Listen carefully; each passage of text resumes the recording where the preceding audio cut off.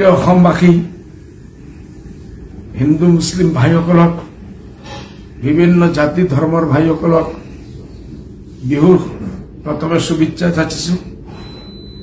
তৃতীয় কথা হল মোর অলপ গা বেয়া, মই বিদেশত ট্রিটমেন্টর কারণে আহিছো, সবে মোর কারণ দোয়া করিব।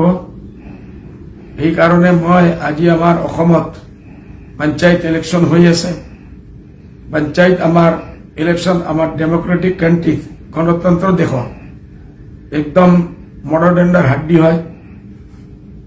যদি এইটু ঠিক আমি ভাল করে লব পারো, পঞ্চায়েত যিমান আমি দখল করিব পারো, আমার আগর যাত্রা সহজ হয়ে যাব।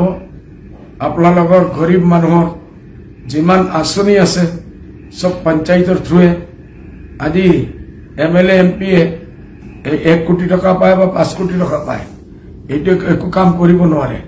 পहिले আসল কাম হয় পঞ্চায়েতের মাধ্যমে, জিলা পরিষদের মাধ্যমে আর নিচর আমার ব্লকের মাধ্যমে।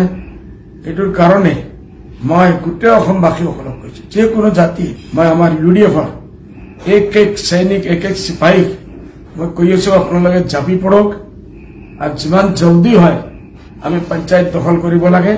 যদি এই পঞ্চায়েত দখল কৰিব পাৰে 26ৰ এসেম্বলি ইলেকশনত আপোনালোকে জিকিব, বেশি থেকে বেশি সিট আনিব পাৰিব।